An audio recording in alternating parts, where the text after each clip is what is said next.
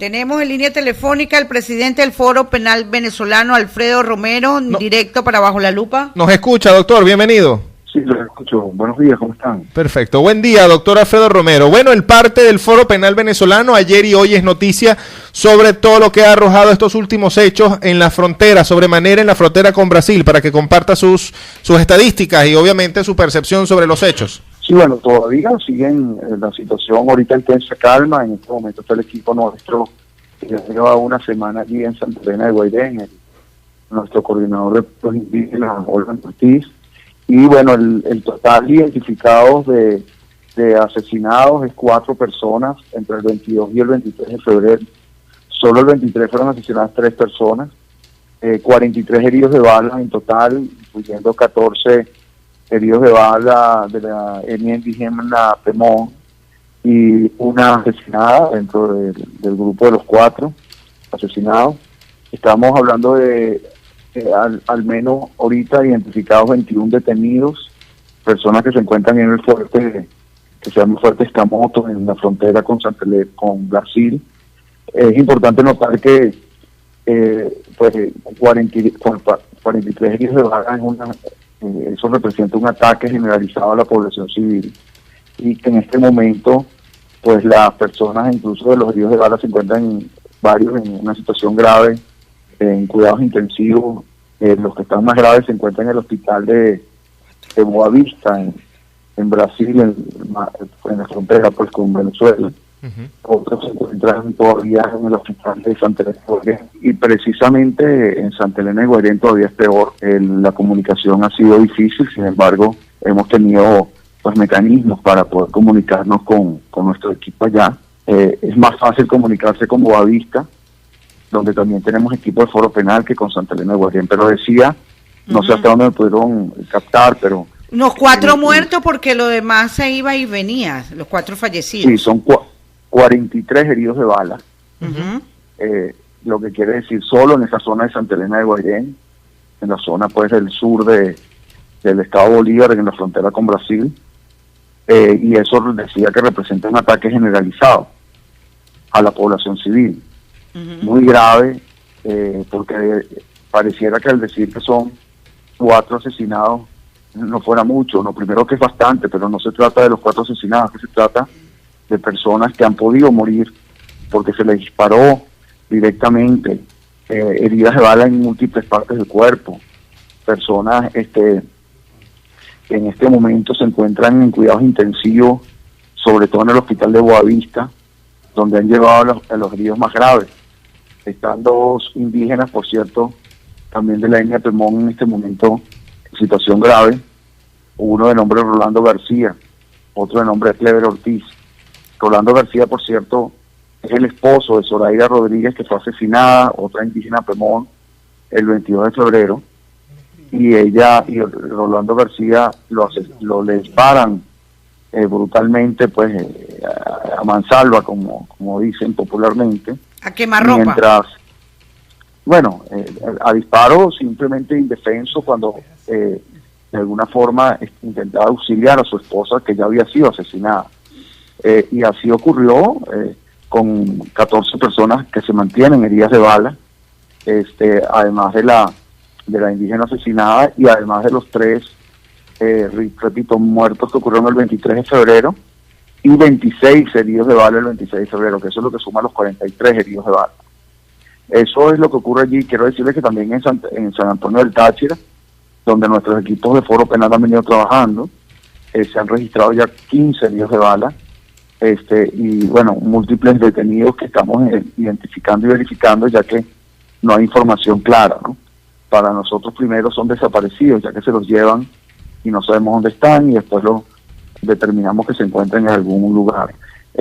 No sé si oyeron la parte que les decía que hay por lo menos 21 detenidos, incluyendo un menor de edad, de 14 años o 15 años de edad, en el Fuerte Escamoto, ahí, o Fuerte Roraima, en la frontera con Brasil.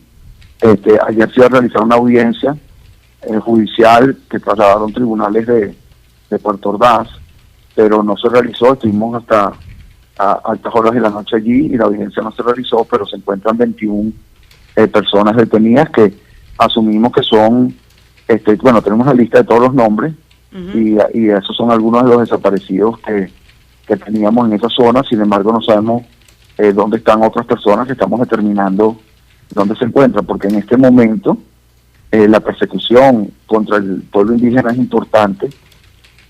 Hay que recordar que luego del asesinato de esta ciudadana indígena y de 14 heridos indígenas, retuvieron a 4 oficiales de las Fuerzas Armadas. Eso ocasionó pues toda esta persecución contra ellos. Oficiales que, por cierto, ya fueron liberados, es decir, ya están en las manos de las Fuerzas Armadas, y luego de eso venía una persecución importante contra toda esta comunidad indígena. Usted habla de heridos de bala, pero hay otros tipos de heridos en medio de toda esta circunstancia que se presentó allí. Si contáramos todos los heridos por objetos contundentes, por heridos de armas blancas, contusiones, perdigones, eso superaría 300, 400 heridos o más. Nosotros estamos hablando de los heridos de bala porque es lo que identifica claramente ese ataque generalizado contra la población civil con el objeto de asesinarla. Porque cuando tú disparas con bala, tu intención es asesinar a las personas, no es digamos, dispersarla o disuadirla. Y eso es lo que, pues evidentemente, por decir, remarca esta situación allí, la cantidad de heridos de bala que no se ha visto en una población además tan pequeña, ¿no? Repásele a las personas que están en sintonía acá de Bajo la Lupa en el estado de Nueva Esparta. ¿Qué sucedió el día 23? Los indígenas se enfrentaron a los guardias nacionales, lograron pasar algo de ayuda humanitaria. ¿Pudiera refrescarle ese momento? Porque es que hubo tanta falla de información, se cayeron los datos de los celulares. Aquí nosotros estábamos cubriendo las actividades que convocaron tanto en respaldo bien más temprano a Nicolás Maduro, el Partido Socialista Unido de Venezuela, y después las que Juan Guaidó convocó, pero no teníamos señal. Y la fuente informativa, el lugar de los hechos era justamente la frontera, que era la situación mucho más difícil con estos enfrentamientos, y llama mucho la atención que los indígenas pemones tuvieran esta actitud violenta, ¿no? Porque uno siempre piensa que los indígenas son gente muy tranquila, muy pacífica, pero ver que indígenas están enfrentándose contra funcionarios castrenses, eso asombra, doctor. ¿Qué fue lo que pasó ese día? Bueno, que se estén enfrentando no podemos decir eso. Ellos estaban protestando, requiriendo la ayuda humanitaria, incluso cuando fueron disparados allí en la comunidad indígena de Cuparamacay. No resultó ningún oficial de las Fuerzas Armadas herido de bala ni nada por el estilo. Todos los heridos fueron indígenas, lo que significa que no había pues ningún enfrentamiento armado con las Fuerzas Armadas, ¿no? Okay. Eso es importante aclararlo. Okay. Eso fue el 22 de febrero, que estaban protestando y que no querían dejar entrar, que no querían permitir que se bloqueara la ayuda humanitaria que venía de Brasil para el 23 de febrero, cierto, pero no hablar de ataques violentos de indígenas, creo que no hay, no sé de dónde sacas eso, ¿no? Okay. Ahora, con lo que respecta al 23 de febrero, lo que hubo también fue una movilización de personas hacia la frontera, igual que ocurrió en San Antonio del Táchira, para permitir la entrada de la ayuda humanitaria, que nunca entró. Y lo que hubo fue un bloqueo de la ayuda humanitaria y un ataque generalizado a la población civil. No hay ningún oficial de las Fuerzas Armadas herido de bala ni nada por el estilo, por lo tanto no podemos en modo alguno, así como no puedo decir exactamente quiénes agredieron, si fueron colectivos armados, como nos han señalado, así como si fueron guardias, determinar de dónde provinieron las balas. Tampoco podemos decir que los indígenas estaban actuando violentamente, porque en ningún lado hay ninguna muestra de eso. Y videos y fotografías jamás se ve a un indígena o a un civil disparando del lado de la población de Santa Elena de Guaira. En todo lo contrario, eran protestas pacíficas. Claro, en todas estas protestas siempre hay una piedra que se lanza, siempre hay algún tipo de objeto contundente que se lanza a los guardias, de alguna forma eso ocurre, pero decir que los indígenas estaban entrando violentamente, eso creo que no, jamás lo hemos dicho ni jamás se ha visto, ¿no? Y esta situación que rodó por las redes, que presuntamente habían detenidos o personas que estaban presas, que los uniformaron con los con los uniformes de los guardias nacionales y estaban disparando, eso rodó por las redes, ¿eso tiene alguna veracidad? En las redes hay mucha especulación, hay que tener mucho cuidado con lo que se dice. Hay fotografías sí de presos que fueron movilizados, yo no podría decir que presos que fueron movilizados, que fue público, es decir, incluso el propio gobierno así lo ha promovido. No son personas que yo podría decir que se las uniformaron de guardias nacionales. Lo que sí puedo decir es que guardias nacionales han disparado, o por lo menos así se ha visto, y en el sector de Cuparamacay no fueron presos uniformados, fueron fuerzas armadas que dispararon con un convoy que venía, digamos, transitando por la vía que se paró en esa comunidad. Lo cierto sí es que se habla, te repito, se denuncia, todavía no es muy apresurado para investigar, y nosotros no somos fiscalía para investigar, ¿no? Hasta ahora lo que tenemos es testimonios de, por ejemplo, lo que denominan mal llamados, o no sé, colectivos armados, que en definitiva son milicias irregulares armadas que disparaban, y también efectivos de las Fuerzas Armadas que disparaban. Pero en este momento, repito, todo lo que es como el número de asesinados. Es decir, por ahí hay versiones de tantos asesinados, etcétera. Bueno, lo que ocurre es que nosotros hablamos de 4. ¿Qué ocurre? Que nosotros identificamos a los que llegan al hospital o a la morgue. Una persona cuando le dispara, un vecino, una persona de su casa, o alguien que está incluso al lado de otro, ve que le dispararon a alguien y que cae al piso, como ocurrió, esa persona es herida de bala. Se determina si tiene o no signos vitales en el momento que llega al hospital, o cuando no tiene signos vitales pasa pues al estado de fallecido o pasa a la morgue. Eso es lo que puede determinarse como fallecido en este momento. Por eso nosotros lo verificamos en el hospital o en la morgue o en el hospital de Boavista, donde no falleció nadie. Pero claro, hay muchos heridos de bala y las personas presumen que por el hecho de que se haya sido disparado, incluso con varios disparos, la persona murió, pero no murió. En el caso, ¿cuál es el balance que ustedes tienen también en el caso de la frontera con el puente Simón Bolívar en Cúcuta y en las tienditas, luego de todos estos enfrentamientos también que hubo?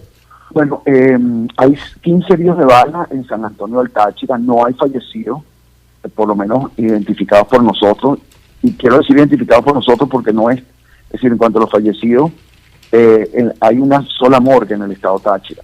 Entonces, en esa morgue no llegó ningún fallecido. En la zona ureña, ciertamente ha habido una situación un poco más difícil de ingreso y de acceso a la información. Incluso hospitales fueron cerrados, hubo denuncias de agresión a hospitales. Habría que determinar si existe otro fallecido en algún hospital que no tengamos registrado. En cuanto a detenidos, hay múltiples. Estábamos representando el día de ayer, aunque se difirió la audiencia, 8 detenidos en la zona de Ureña, y la zona de San Antonio del Táchira hay otra cantidad.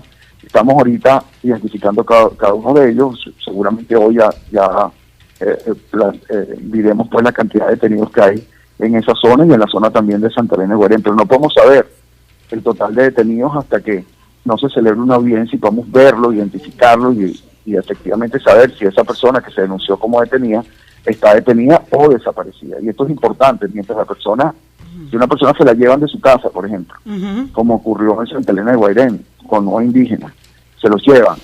Bueno, si no sabemos dónde están, eso técnicamente pasa a ser desaparecido inicialmente. Cuando aparece en un lugar, ya entonces la condición cambia. Y eso hablando de nuestro sistema, en nuestra base de datos, cambia a la condición donde aparecieron. Puede aparecer en un hospital herido, puede aparecer asesinado o puede aparecer en una comando de la policía o un comando militar como detenido, ¿no? Ok. Doctor Alfredo Romero, presidente del Foro Penal Venezolano, para culminar la entrevista por el día de hoy, nos gustaría conocer, de acuerdo a todo este trabajo que usted viene realizando durante años con el Foro Penal, en esta nueva fase de protestas en la calle, comparativamente con los otros recientes, 2017, 2014, por nombrar algo reciente, ¿cuál ha sido la fase con más detenciones y cuántas hay en esta nueva etapa? Bueno, en este año, si lo calculamos por mes, el mes de enero fue el mes, digamos, con mayor cantidad de detenciones significan en semanas, en 2 semanas, entre el 23 de enero o 21 de enero y más adelante, esas 2 semanas fue las 2 semanas con mayor cantidad de detenciones en la historia, ¿no? El número de presos políticos desde antes del 21 de enero y después subió en 300% y va a aumentar probablemente un 400% en estos días. Ahora bien, eso en cuanto a las detenciones, porque en algún momento se dijo que como que la represión había bajado porque en 1 o 2 manifestaciones no hubo detenidos. Sí, bueno, no hubo detenidos porque las manifestaciones se producían en zonas populares y en las zonas populares detuvieron a muchísima gente e intimidaron a la gente y la gente no protestó más en las zonas populares, por eso no hubo más detenidos, porque la represión fue efectiva. Ahora, lo grave ahorita, la próxima fase que hemos visto es ahora, ya no solo con detenciones o con heridas de personas por perdigones o alguno que otro disparo de bala, incluso hasta selectivo. Ahora se ve un ataque generalizado a través de armamento o incluso militar, y disparos de bala contra una población de manera generalizada. Esa manera, como lo estamos viendo ahora, marca una fase distinta que se aplicó en este caso en la zona de Santa Elena y Guairén y en algunas zonas del Táchira, pero lo que quiere decir que si ocurre en otros tipos de manifestación de este tipo, pudiese ocurrir otro tipo de ataques de esa magnitud, un ataque, lo que llamamos generalizado, que constituye, de conformidad con el Estatuto de Roma de la Corte Penal Internacional, como crímenes de lesa humanidad. ¿Cuántos detenidos llevamos hasta el momento? ¿De qué época? El balance que usted tiene hasta ahora de detenidos por presos políticos, pues, que ustedes manejan. No, presos políticos, sin contar los del 22 y 23 de febrero, son 889 presos políticos.